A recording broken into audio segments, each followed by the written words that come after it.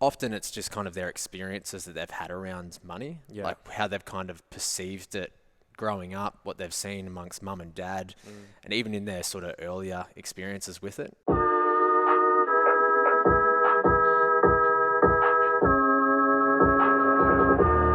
Welcome, boys. Boys. Thank you. Good start. We're sitting here with Terry and Ryan from the Cashflow Co. I've known Tez for 3 years or so. 3 years. So Tez actually presented in one of our early programs maybe 2 or 3 years ago from a recommendation from Jaden Post, who he's a good man. He is a good man. He's a good man. Jaden Post, a great man. But I actually, so, the story is I go to Jaden, we want someone to come in and talk about finance, and he goes, I think I've got someone better for the job. And then that's when he called in Tez to... But he's bloody good at finance. Oh, he's good. I think he's just like... Yeah, he's very humble. He wanted a comrade, I reckon. Yeah. But, I can look back to then and even myself sitting there, like, learnt so much, being in there with all of our students as well, which was great. But, just the amount of value that you provided for our students back then. We did a podcast together and followed up. I've obviously kept an eye and listened to the podcast that you guys do together as well. So there's a lot of value. So this episode's going to be jam-packed. We're going to be talking, finance, psychology with money, all the hard stuff. So super exciting. So what we might do, we might start... Give everyone a bit of an insight into what you do. And I'm actually more intrigued into how this started for you two. How did you come together? What was the idea? Yeah, well, actually Ryan was my advisor. And I got to the point, where most people get to, I think, in Australia, where you figured out the savings equation and you kind of go, you now intellectually understand that you need to put your money to work. And I'm just an obsessive personality, so I'd just been reading fucking heaps of books. And it's a lot like nutrition, where you've just got this is the way you should do it, this is the way you should do it, this is the way you should do it. And I got to the point where I was like, I feel like I've accumulated a lot of information, but I haven't, nothing stuck for me, nothing really kind of, it didn't give me the conviction to actually do something. And Ryan was introduced to me through a mutual friend, and we just kind of started talking, and I guess the philosophy was the thing that, worked for me. It resonated with my values. And Braden and I were talking before about, I don't think there's a right way. It's just, you kind of have your own makeup, and you've got to find a philosophy that fits your makeup. And whatever that is, it's right if you can stick to it. That's the answer. And I think when I met with Ryan, you told me about income investing and dividends, and it's a real Peter Thornhill type approach, and that kind of resonated with me because it is a long-term sort of game, and you're not in it for any less than 10, 15, 20 years. That's what it is. And the reason it resonated with me is because I guess his acknowledgement was your human capital, the talent that you have, is the best return you'll ever make. So you want to be really aggressive with that. And then you want to just tap into human endeavor. And the way you do that is just get involved in an index that tracks human endeavor, and just don't do anything silly. And so for us, that kind of worked for me, because I'm like, okay, so I'll be aggressive and I'll work really hard doing this, and then I'll take the money that I make from that and I'll convert it to a passive form of income that will, over a long enough time frame, look after me. And we were just talking before about the different jobs we give money, and that's the job for me, is money's got to basically look after me and help me live the life that I want to live. And I don't want to worry about money. I just want to know that it is working for me, and I'll get a predictable result. I think the thing that kind of brought us together at the beginning was, one, Terry was kind of seeking out to learn in that space. Just a sec.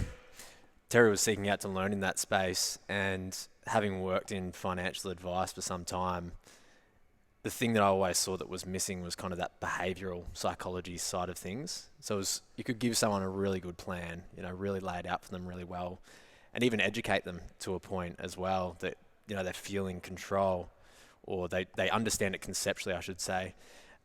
But then there's also these handbrakes that they've got that kind of get in the way of them really sticking to it and seeing the progress and having that compound over time.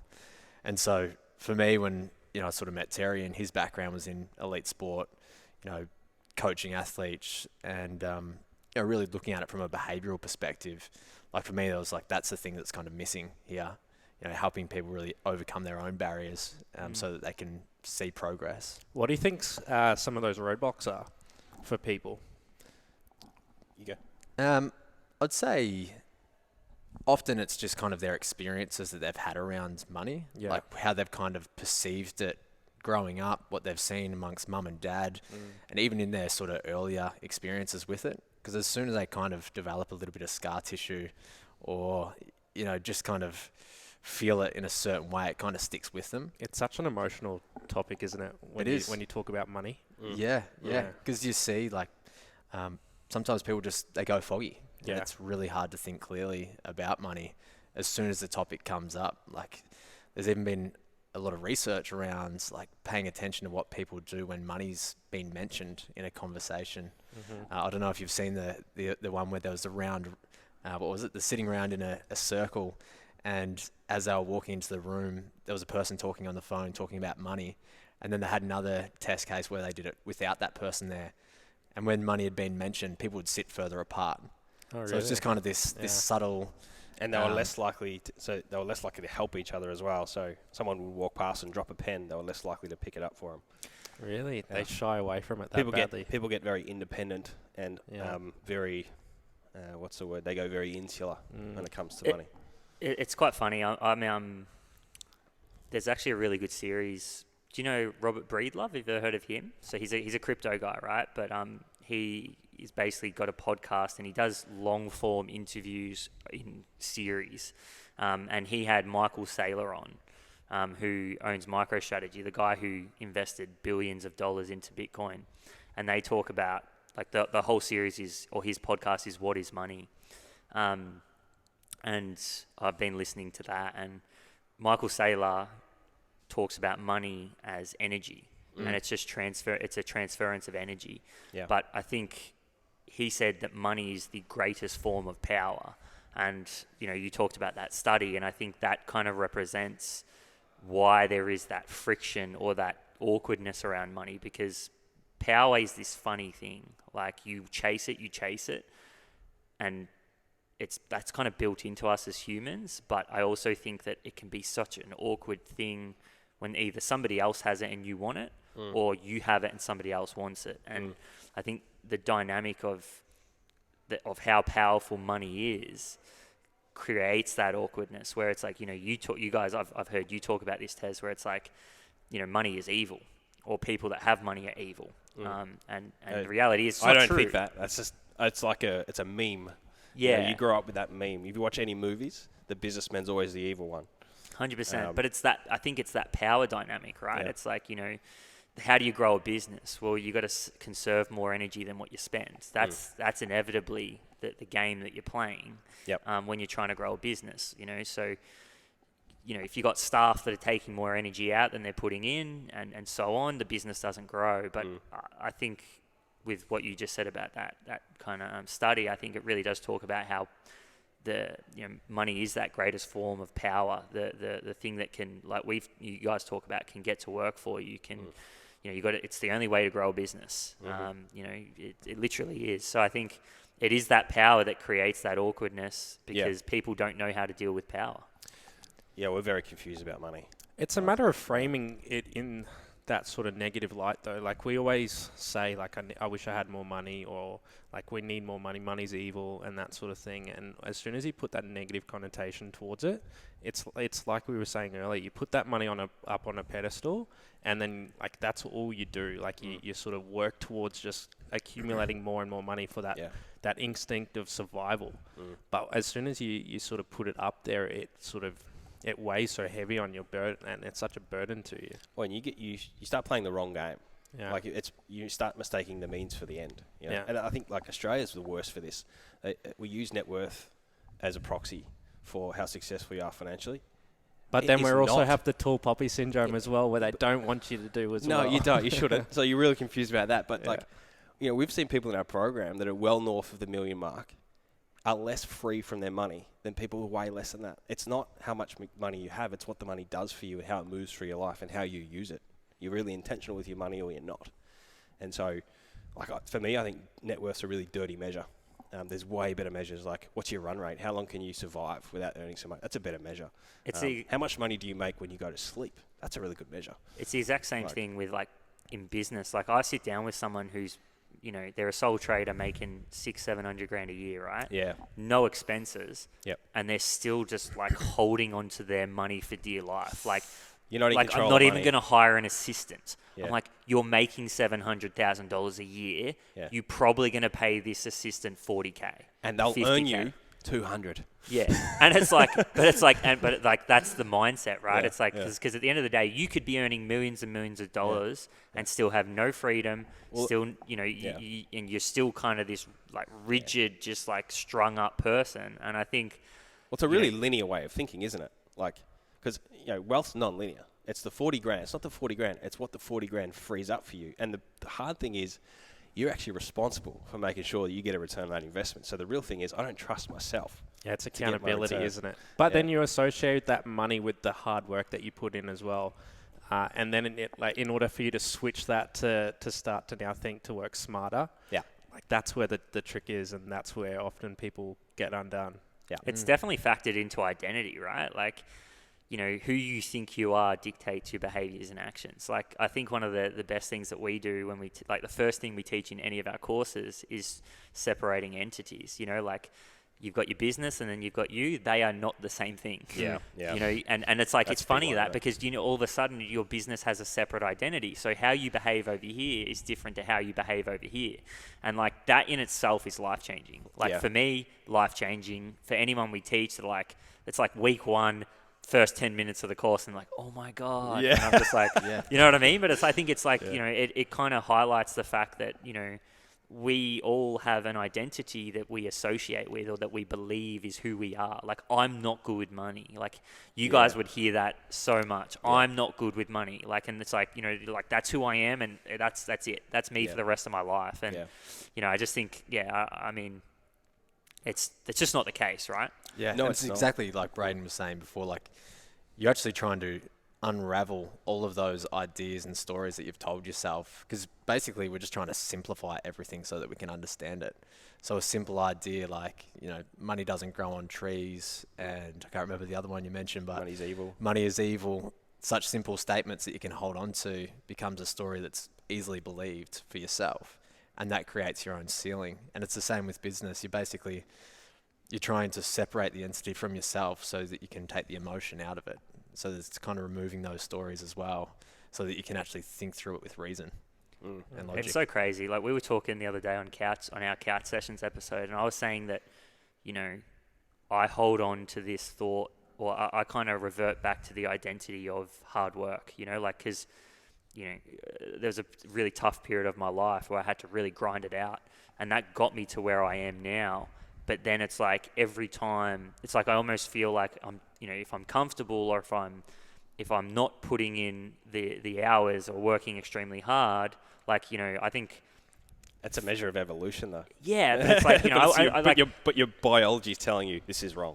Yeah, exactly. And it's like, I just revert back to it. It's like, if my back's not against the wall, I'm not going to be successful. And I'm like, my biggest challenge this year is to try to move away from that. I'm the complete opposite now. I try to shy away from hard work as much as possible. But it's so interesting because I feel myself just kind of coming back to this place over here. Like I need to work weekends and like all this stuff. Like that's just built into me because it's like real Gary V minor sort of. It's not mentality. even that, man. It's like like when I was a PT, like I tell this story, but I moved house, and I was like obviously living by myself from Point Cook to Port Melbourne, and like the jump up in rent was huge. The day I did that, I also found out after I signed the contracts for a lease that I had to, pay double rent for the gym, which they pulled the carpet out from underneath me. They told me that I could pay 1.3, so like, and that would give me access to 2 gyms. Signed the contract for the lease, me being young and dumb. Before I signed this contract, pulled it out from underneath me. So I was paying, $700 a week in rent for there. I had my new place in Port Melbourne, which I think was like $450 a week. Yeah. So like, and I was a PT. Like I was doing good money. Yeah. But I also lost my license. Yeah, so like, man, I was getting up at 3 o'clock every day and getting home at 10 p.m. So, that's insane. but it's funny, like I that was very But the traumatic. sick part for of me. you is like, that built me. That was traumatic for me. Yeah.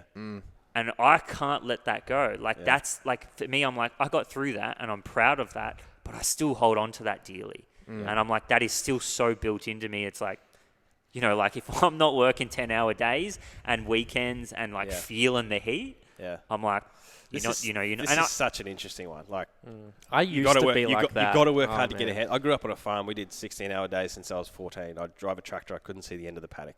And I'd do one lap. It took me all fucking day.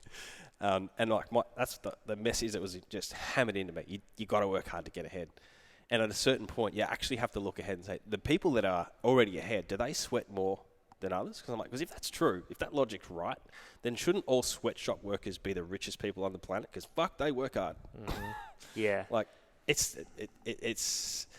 just a weird sort of thing, isn't it? Like, you got to earn it. And you know, this is the whole kind of the conversation we're having around it is like, you know, I'm aware of it. You know, that's the worst thing, and I can't like, I'm trying my hardest. Like, you know, it's same with me. Yeah, I'm working myself out of it all the time because like, the whole thing is like, the money's got to work harder than you are, and that's the job of it. But if you've got that other part of you where you're like, I kind of need the grind, or else who am I? That's where you got to kill that part of you, don't you? Yeah, and it's coming. Like, I'm getting better with it, but I always find myself just reverting back to it at times, and it's in those times that like I've got to pull back. You know, like, and to be fair, like, you know, it's not like the business is in a bad position or anything, you know, like, or anything like that. It's like we're actually progressing more than we've probably ever progressed before.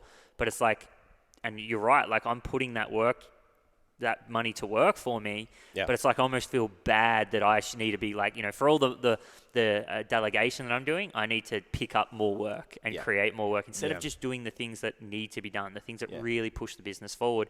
And this is that relationship that I have with probably my own psychology, but it's definitely tied into money somewhere.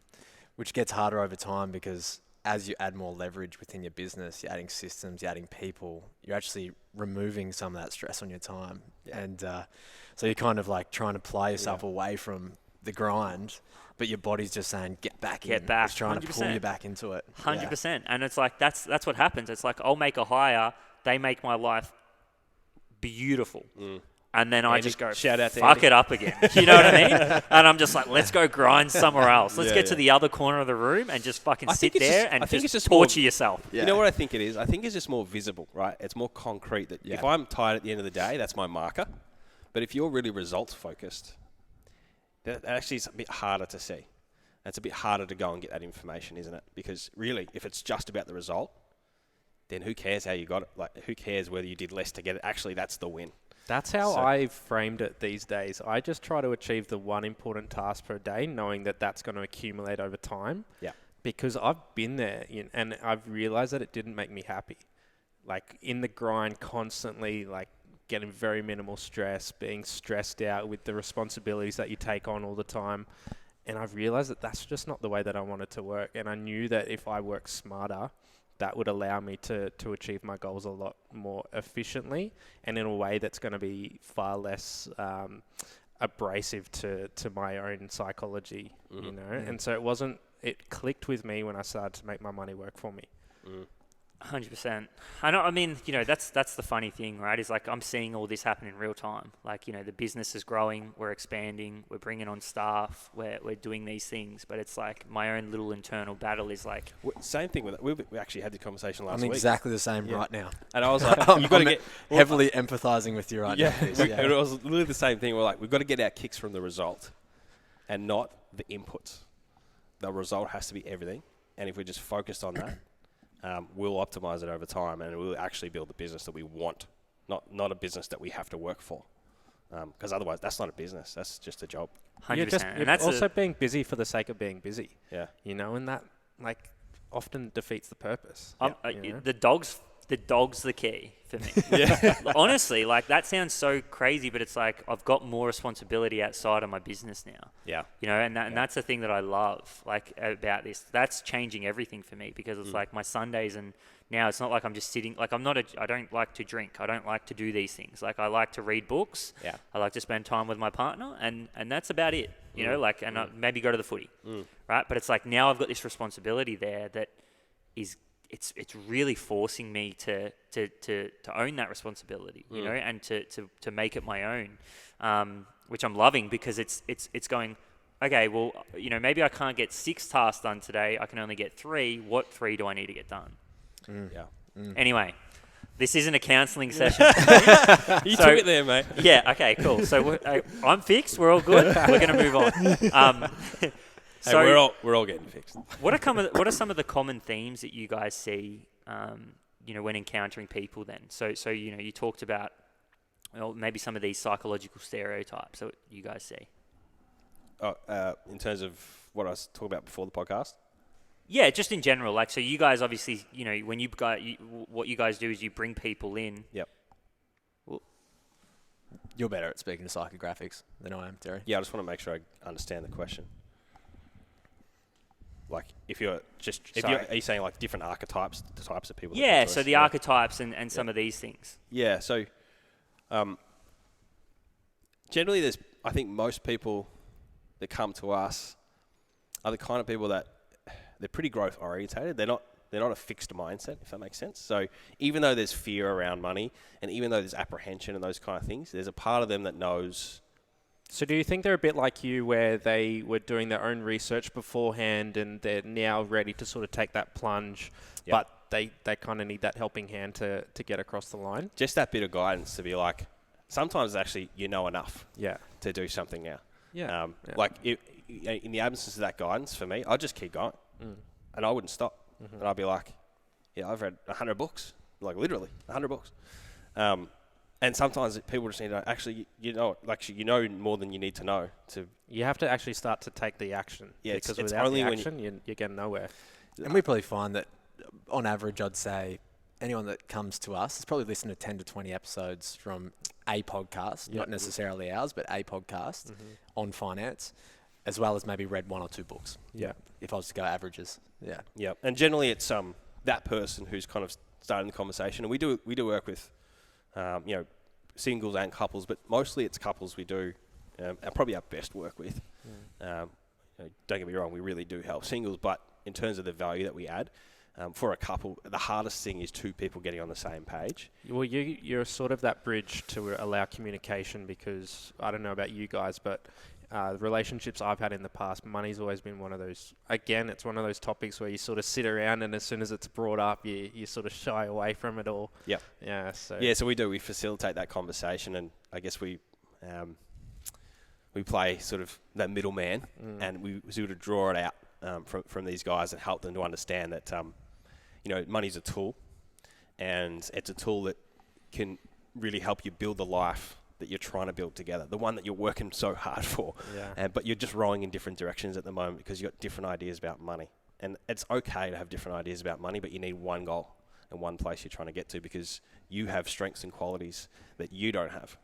And you don't get to tap into those unless we're both on the same page and vice versa. So we're kind of saying, you've both got good parts to this, but you're not using them at the moment. You're playing individual games. I can attest to that. So, you know, early on, me and my partner were having this, I guess, friction, right? Just in terms of, you know, she wants to buy a house, and I'm just like, business. Yeah.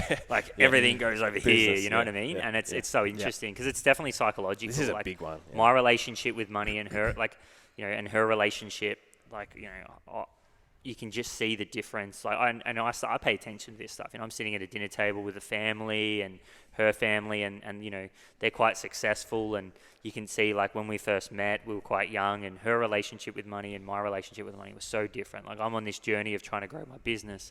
Such a selfish journey, you know. At times, like, you've got to be selfish with business, like, and that's the reality of it. But it's definitely so true with that kind of that difference in psychology, and only ever since we started really talking about it, hey, like, we need to sit down and work this out. What do you want? What do I want? How do we make this work? How do we bring both our skills to the party and actually start to really turn this into our side. And it's funny, like she's kind of taken on a lot of what I think and as well, and I've taken on a lot of what her think, and we've got this plan now, and that cohesion is just helping us take those next steps in our wealth building journey. Yeah, because you're now harnessing both your talents and your energies and your time, your productivity, whereas before you're not really harnessing at all. It's like there's this funny cartoon of like two donkeys and they're both trying to get to the hay, and they're both pulling hard trying to get to the hay, and they can't go anywhere because there's this kind of, it's the physics of it. And then they're like, oh, hang on, if I just go that way, then I'll eat my hay, then you'll go that way and you can have your hay. And it's very much, I think it's very much the same with this. But it's interesting. I think what you just talked about there, like I want this, you want that. Such a powerful question to ask is, and what would that do for you? Because actually, sometimes we just get really, particularly around money, we actually get really narrow in our focus. There's a psychological phenomenon that explains it, but I can't remember what it is right now.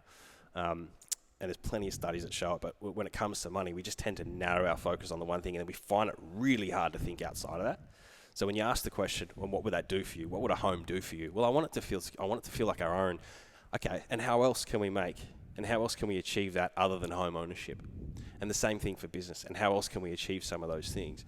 And so now you start to, I guess, play with what's possible, as opposed to saying, my view, your view, they're alternate and they're mutually exclusive. They're actually not. Mm-hmm. You can have both. You just need to be able to tease that out, and often that's the role we're playing for people. So, okay, I get that, but let's actually talk about what it means. Like, what's the end result here? It's not the thing; it's what the thing's supposed to do for you. Yeah. So, what are some good questions that people can ask themselves then? So, if somebody's listening to this, right, and they're either struggling to, I guess, create continuity in this process of, potentially saving money, building wealth, trying to take that next step. What are some of the good questions that they can ask themselves to start to understand their psychology with money? It's a good question. Often you just need to start with, what do I want? What do I actually want? And it's something where we probably don't ask ourselves that question. They're just going to say, I want more money. Yeah, and I think it's something you need to... what would that do for you? You need to sit with it for a little bit. And particularly, as Terry was mentioning, with couples, like, be willing to kind of openly say, this is what I want, this is what I can see in the future, this is what I want to create, and be able to kind of come together and make a bit of a social contract in terms of, how we go about creating that together. But in terms of understanding... sort of unlocking your own thinking around. I don't know. What do you think? Go back to your question. What are the questions you should ask yourself? Yeah, like what are some of the great questions that someone can ask themselves to get a better insight into their So psychology? One of the ones we would ask would be, if you got a chronic diagnosis that you were going to die in 3 years, what would you regret having not done? That's a great question. And why? And why aren't you doing those things? And what role can money play in helping you do that? Because saving money in itself is such a boring topic. But when you start to think about what money can do for you and you start to use it as a tool, now you can start to play a game. And I can tell you that when you're playing the game together, it's so much more fun. So much more fun. That's something I've struggled with, especially in relationships, is trying to play that game together. Because I am obviously who I am. I'm very much risk tolerant, whereas women are wired differently and they prefer the security and that sort of thing. And I've always struggled with that. So I would challenge that. Yeah. So we see it completely differently all the time. So we see a lot of couples where the man is the security. The woman has a very different set of values as well. So it might be particular to you. But it's worth having that conversation. Like, what does money mean to you? Like, we had a conversation before the podcast, and I was like, my comment was like, money's job for you is let's have some fun. Yeah. Let's enjoy our life type thing. Whereas money's job to a lot of other people is it's a very serious topic, and it's something that you don't joke about, and it's just there to get you by. We actually don't like money, but we have to deal with it.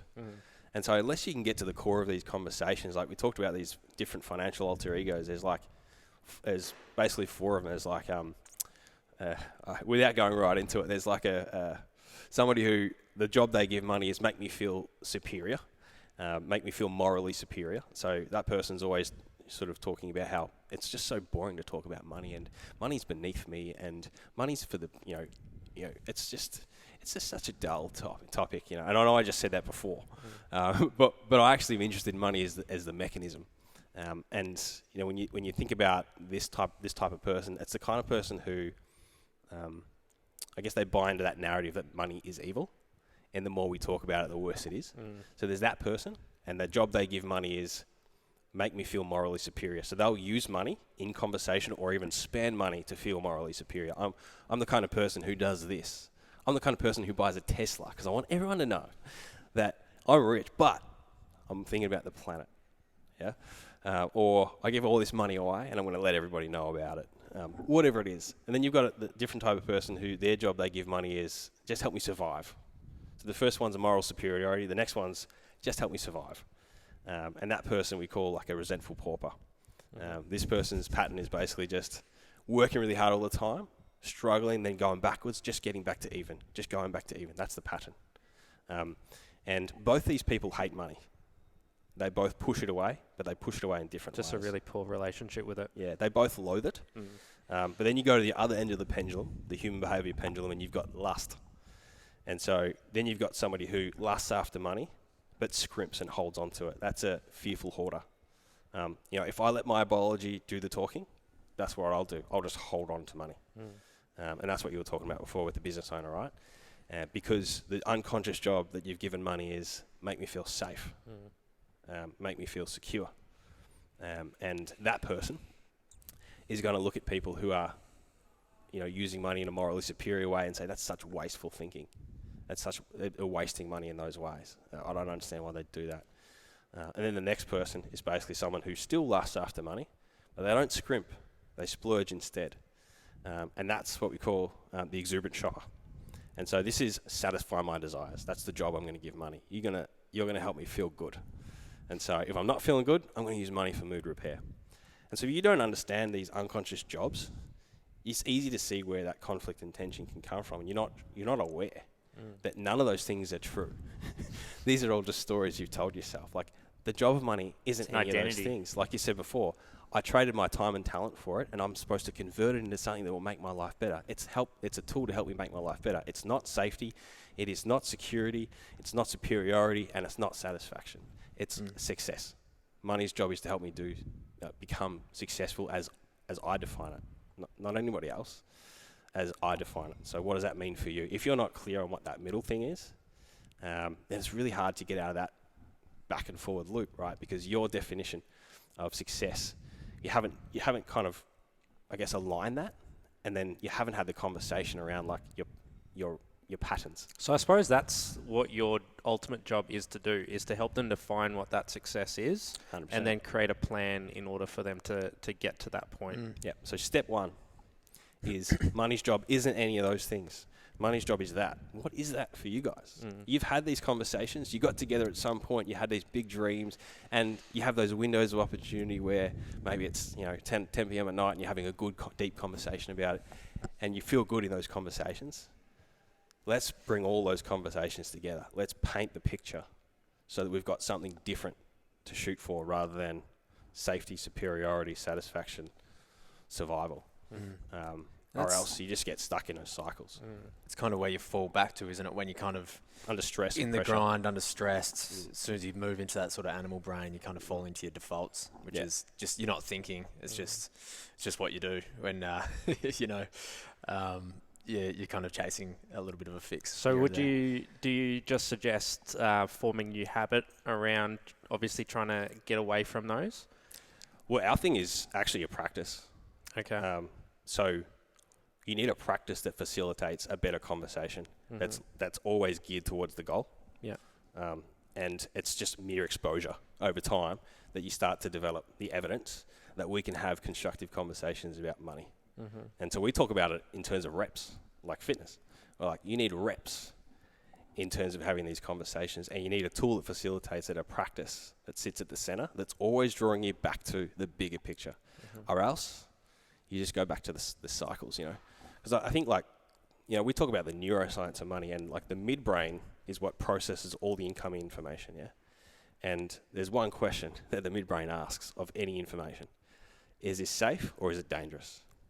And if it comes across as dangerous, then all the blood in your brain goes down into your brainstem, and none of your rational, logical thinking happens there. All of your reactivity happens there. That's those 4 financial alter egos. Yeah. So what you need to do is have enough experiences where the information comes in and you don't freak out. And the only way you do that is use a practice, do it repetitively. And so you start, we talk about habit building, you're building a new identity. That happens through you accumulating new evidence. And so for us, we teach people a practice that continuously has them have the conversation. And that's how, even this last week, we got a message from one of our guys a year and a half ago. He's like, mate, I just have to tell you guys, we're still doing this. This has been the best thing I've ever done. And because of all that, the byproduct of all that is saving and investing and all those kind of things. But the lead action is actually that facilitated conversation. And now they're feeling like they're in control of their destiny, I suppose. Yeah, and that's, I guess, what's counterintuitive is, we're all conditioned to believe that once we have all this money, then we'll be successful and feel great. But actually, we're saying, no, work out how to feel great, and then you'll become successful. So do it the other way around. And this is the lead action that we've found to be, pretty bulletproof, really. I think just pulling people away from feeling aimless as well, like not having something that they're actually working towards, I think you mentioned before, Braden, like having a reference point in the future, something that you can kind of look at and say, all right, this is what I'm working towards. And the practice is always about just kind of nudging you back onto that path. So you're actually still conscious of, the decisions that you're making today and whether or not they're actually moving you towards the thing that actually you want to have in the future. So that we call that life by design in our business, but it's basically, really clearly articulating what it is that you want, knowing what that does for you and why you're working towards that, like what you want to get away from, and then having the mechanisms, the practice, the structures, the things that kind of make it easy for you to align your decisions now with creating that. Yeah. Because once you have that, a good decision takes you closer to it. A good use of money takes you closer to it. A bad use of money, a bad decision makes it harder to get there. It's a nervous system thing, right? Like it's built into us. I think like the whole time, just in the conversation, I'm just thinking about running.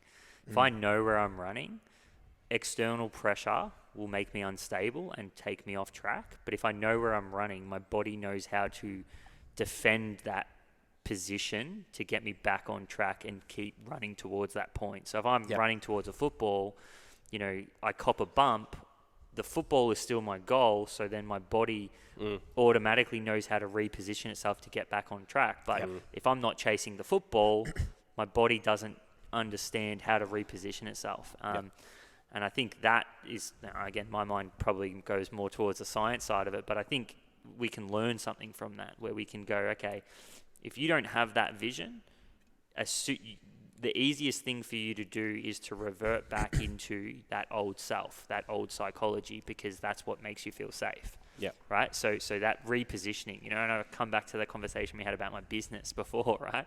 The counseling session, where we're like, for me, maybe it's a recalibration thing. Maybe when I get to those points of where I'm feeling comfortable, I need to recalibrate where I need to go, so that gives me, I can just start working towards that direction again, right? So I think for everyone out there, it's understand that this is deeper than just, it's even deeper just than habits. Like habits and actions and behaviors are a byproduct of that identity, that psychology, that nervous system, know. So I think that, that's where my mind goes with this, is that understanding that this is not, you are not a bad person, you are not worthless, you are not these things.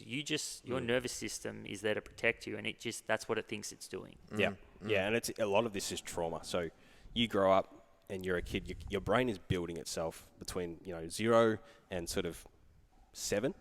Your brain's literally building itself, and your worldview is coming into focus during that time. And if the only time you came into contact with money is when you heard people yelling about it, then you just draw the simple conclusion that money is dangerous. And remember what I said before about the midbrain. That's why you'll say, money's coming in, that's dangerous, and I'm just going to go down in my brainstem. So what do? I go to one of those 4 financial alter egos, or I just answer a simple question. I just need more of it.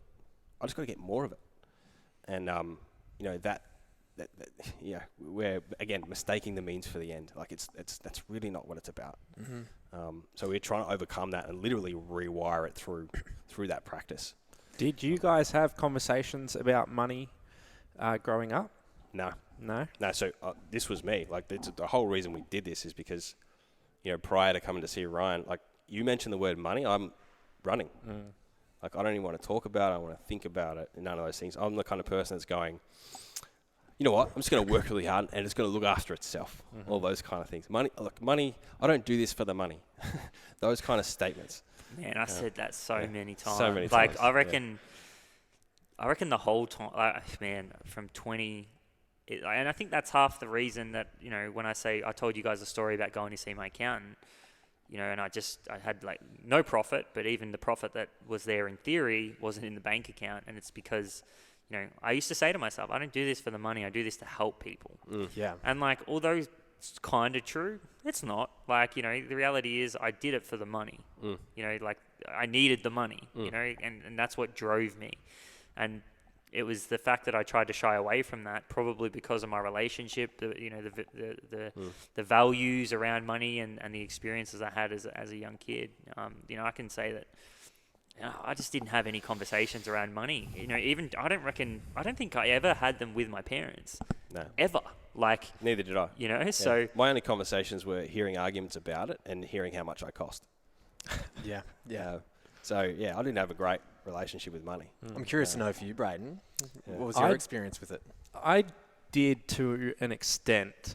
I grew up with a single mum, but we lived in Hong Kong for a long period in my childhood, and just being in a financial hub like that, I developed a natural interest in it. And so for me, like, my favorite subjects in school were accounting and economics. I was that kid. You were that kid. I was that kid, and yes, you're not indicative of the general population. No, but again, so I have since known that mum, she struggled with credit card debt, and she never brought it up.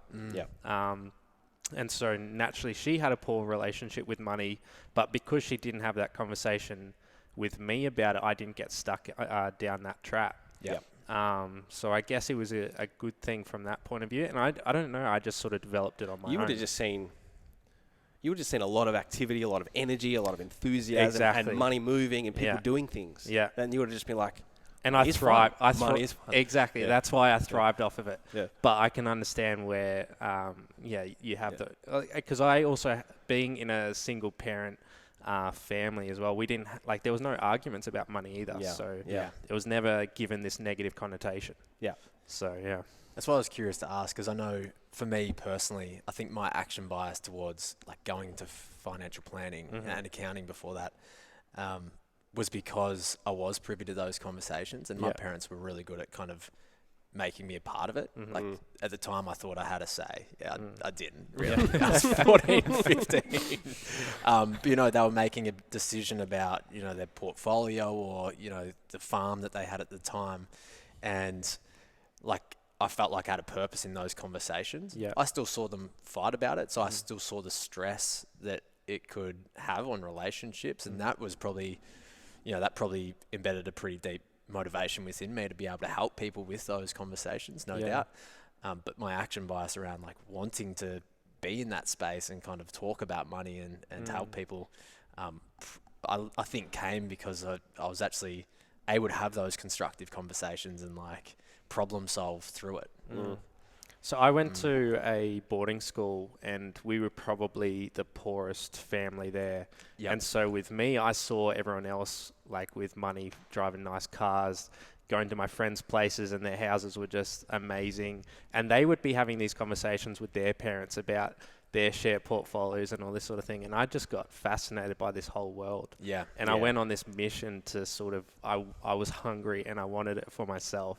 And that sort of, that led me down that path, and the hunger within me wanted to like prove everyone wrong and just be the best at it, sort of thing. And so I guess I formed a bad relationship with money from that sort of point of view.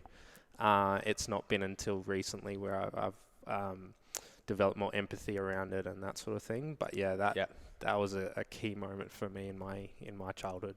Yeah. That's the common way though. Like you solve your own problem, and then you start thinking less of yourself. Yeah. You start thinking more about contribution. Exactly.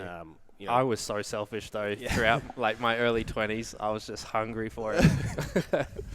yeah, it's interesting, isn't it? Yeah. It's funny, like, I mean, I look back to mine and my experience, and I was saying before, like, my mum, single mother, same thing, I grew up, but, you know, my mum, like, it was the same in terms, we kind of almost had the same journey. Like, she has a really good job, you know, like, she's, you know, good, she's quite successful, but the same thing, like, you know, she struggled with, you know, credit card debt and these kind of things, and but it's funny, like, me growing up, like, we always had a better car than the friends that I had and these kind of things. And I almost look back now as you're having that conversation, I think, like, you know, the early days of me in business was like, I was just spending. I was just spending money. It's like that perception of like trying to create that perception of how people would perceive me. Yeah. And it's funny, like, my mum met my stepfather now, who's Kevin. His name's Kevin.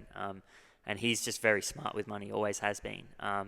And it's like, you know, seeing the difference and that kind of growth in her, I almost jumped on the back of that a little bit, you know, like I as soon as I see that growth in her, you know, and she's always been my world, I jumped on the back of and kind of started to have those conversations with Kevin. And he's the one who first sat down and he goes, look, this is what you're spending and this is what you're earning, and the reality is you have to make more over here. And it was those conversations initially that really helped me to start to look into books and these kind of things.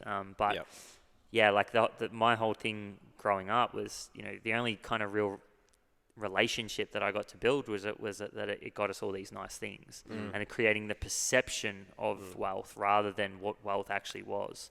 Yeah, the and trappings of wealth. How do you guys navigate? Because obviously we live in a world where there's social media and everyone tries to get quick validation and they spend their money in order to look a certain way. How do you guys navigate that? And people with, like, I'm sure you see it all the time, people with such poor spending habits. Feedback. Yeah.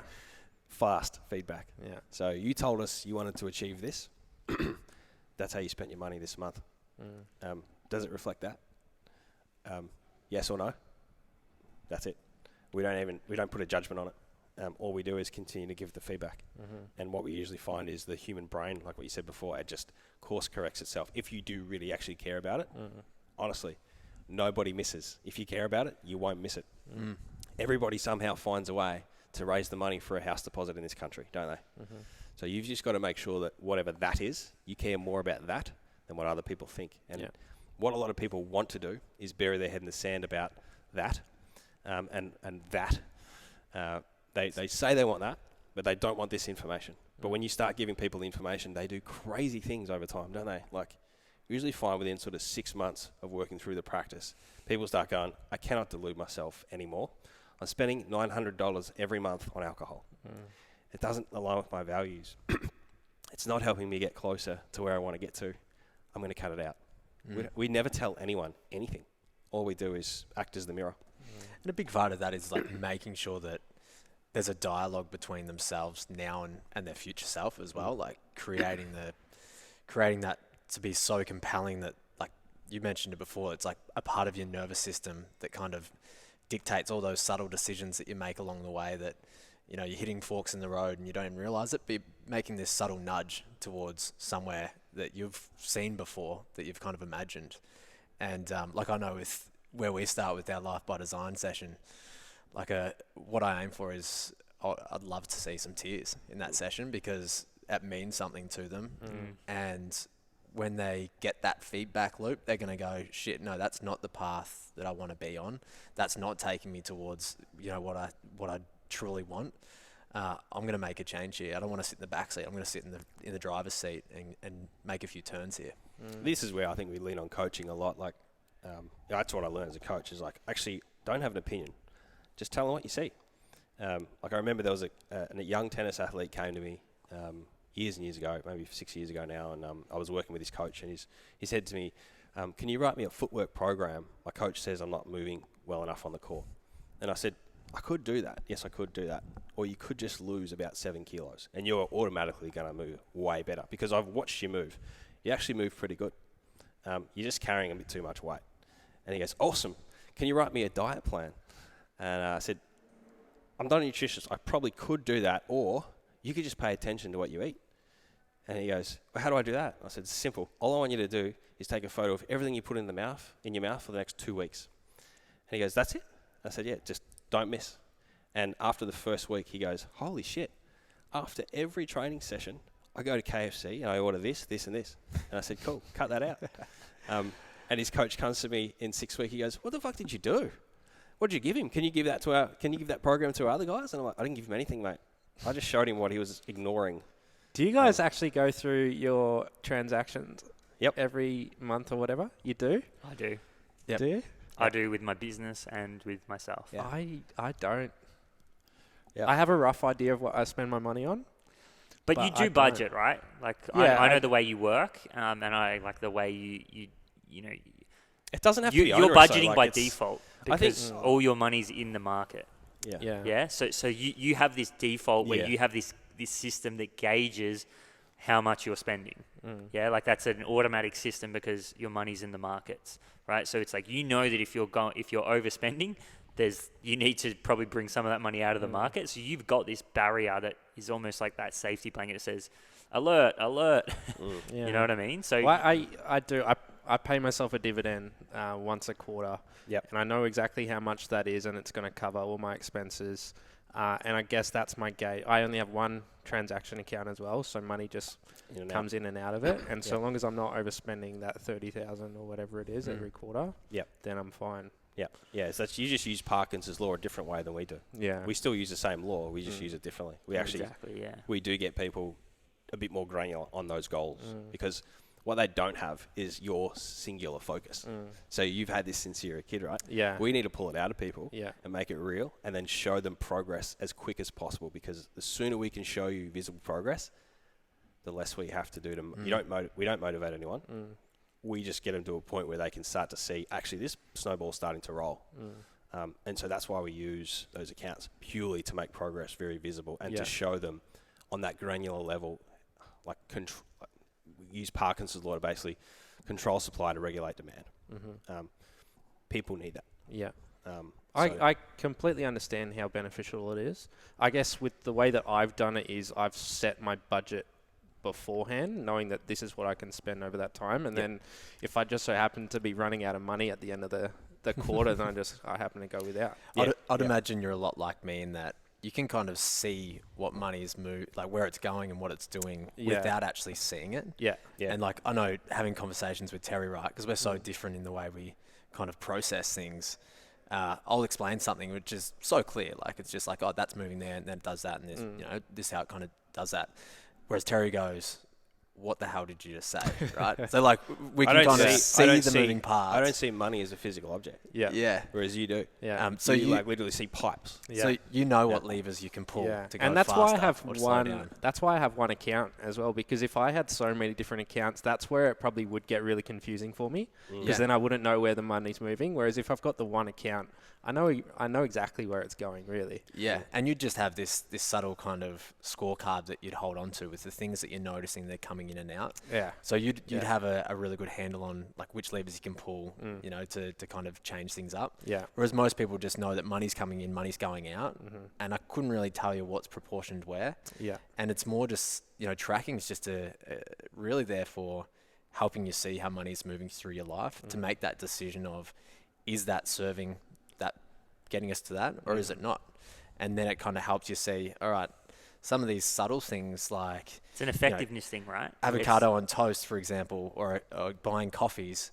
It's actually not the thing. It's only $150 a month, and I fucking love it. Yeah. Do it. So it's not the thing that I should cut out. It's this other structural thing to my life, or another big move they could make. Yeah, it's an effectiveness and a survival thing, right? Like it's different when you, like if you're at the level of that journey where you're at the very beginning and you don't have that blanket, you know what I mean? Like you don't have that blanket that's saying, even if this goes wrong, I'm going to be okay because, you've got money in the markets, right? Like myself, I've got a business that pays me an income no matter what happens, or I've got cash in the bank or whatever the situation is. But it's the fact that if that's not the case, then the way I handle that situation is a lot different. The way I handle the account is a lot different. So, and it's, again, because it's automated, right? So it's like, for me, it's like, and then the effectiveness kind of side of it is, you know, for my business, it's like I'm on a budget. Do you know what I mean? Like I need to look at the money that's coming in, the money that's going out, and say, okay, is this effective? Like me, I know myself. I buy books. Yeah. I buy a lot of books. There's a book budget there that's unlimited. Yeah. I also buy a lot of courses. You know, so for me, it's like, okay, well, potentially I need to shift or reallocate money to try get me towards this end goal. If I, like, you know, I've only got a select amount of budget there, I need to go and find money somewhere. So if I can find $500 a month in subscription money that of like a you know, a subscription that's only really serving my own, you know, need of education consistently, and that can be reallocated into a wage or something like that that could potentially get us to that next level, I need to go find that, right? I need to go and find that, and I need to dive in and try to find that money because you know, I've got 20% of our total income to spend on marketing. I've got 10% on operations.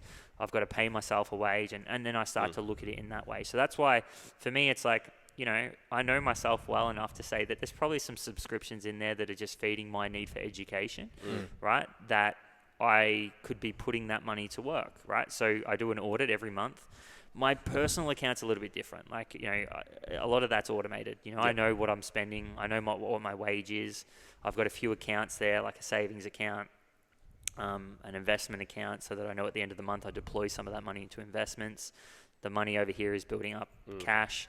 And then my spending habits, honestly, like, you know, as I said, it's probably coffee, some dinners, some breakfasts, and you know, the rest of it is just the day-to-day living. So not as there, but that's because I've got the safety blanket. Yep. Do you know what I mean? Like that's what I was coming back for. I know I've got the money in the markets, the money in crypto, the savings there, that I don't need to worry what my you know, this expenses account is doing, because I know that I've got this blanket over here, and I've got that kind of automated, or my nervous system has got a gauge of where everything's going. Yeah.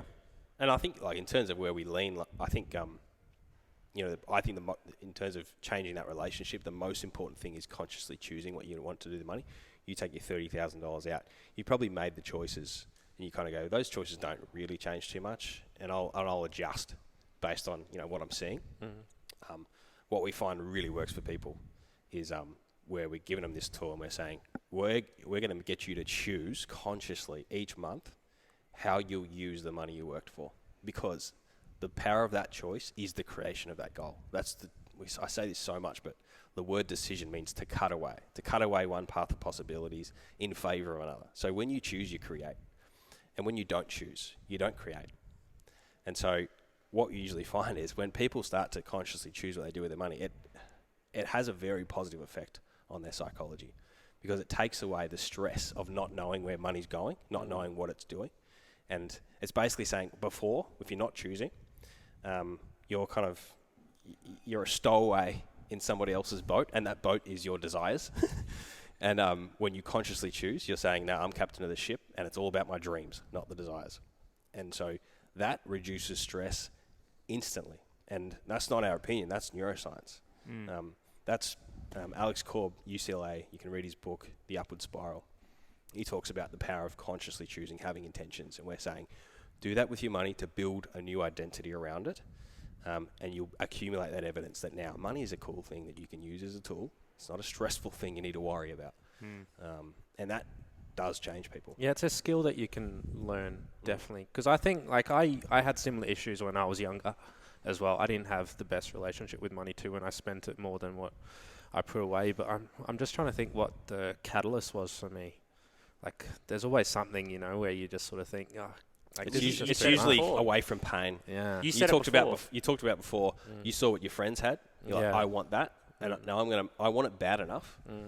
I did without everything. I went without holidays. I didn't eat out, like all of it. I know you, right? Like really well, and I can already tell. You mentioned it before. You said happiness. You said I work for happiness. I used to, you know, when I was having my counselling session.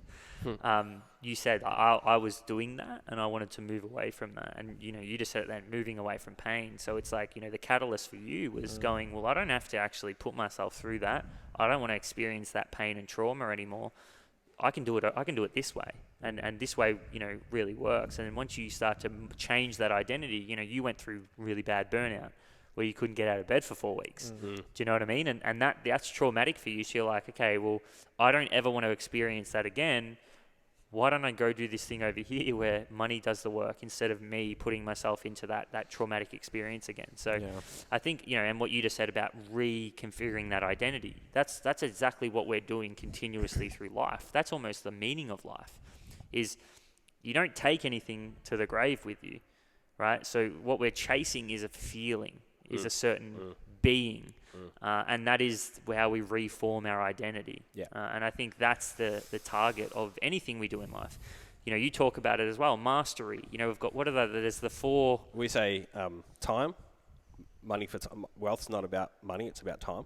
If you've got time, you're wealthy. If you've got a lot of money but no time, you're not wealthy.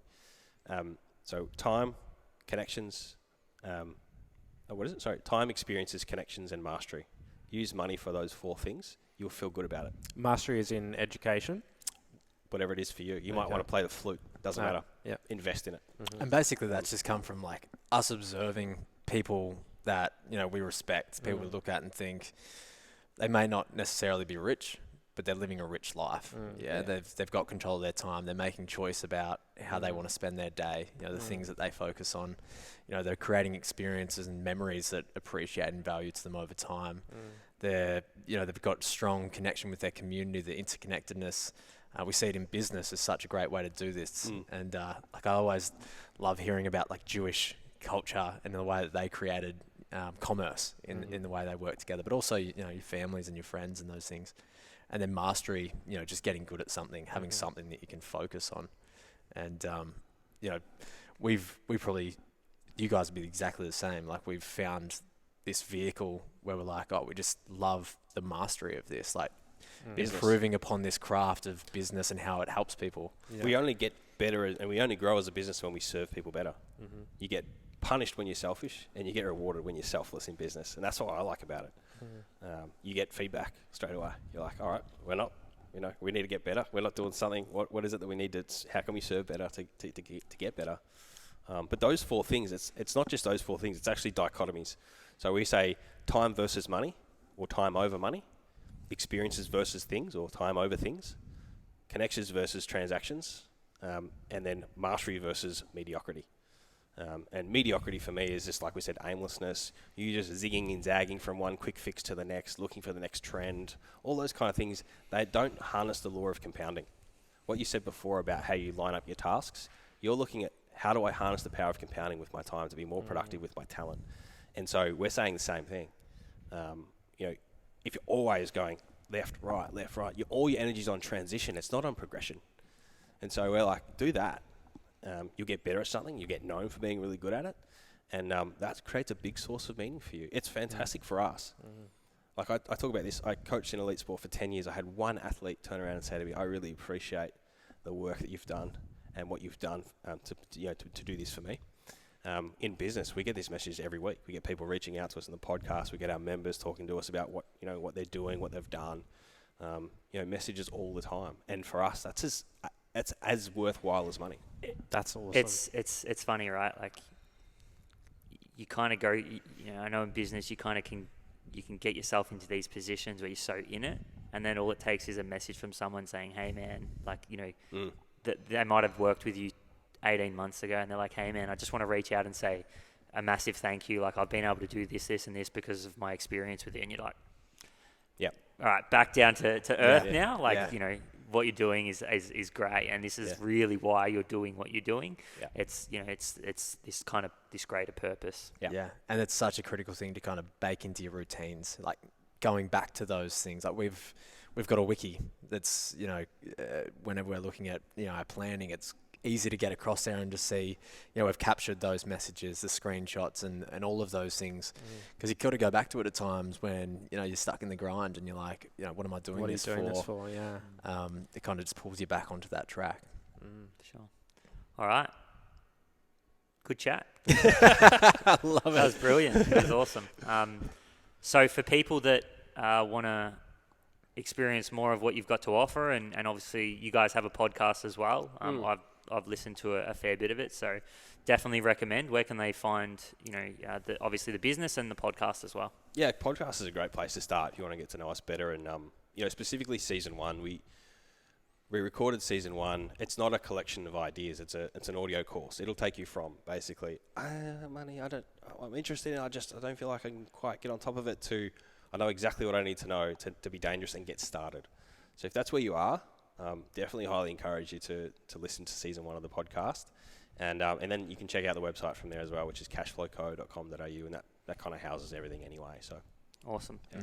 All right. Thanks for having us on, Thank guys. you. What? Cheers, guys. Thank you That for was having awesome. us on. Yeah, really appreciate you guys coming on. Big thanks to you as well. Still crazy that this is work, so all about it. Yeah. Thanks for listening, guys. Just remember, if you enjoyed the episode, remember to subscribe. We appreciate all the support. Because of that support, we get to continue to have conversations like this and can offer more value. So appreciate everyone. Grateful. See you later, guys.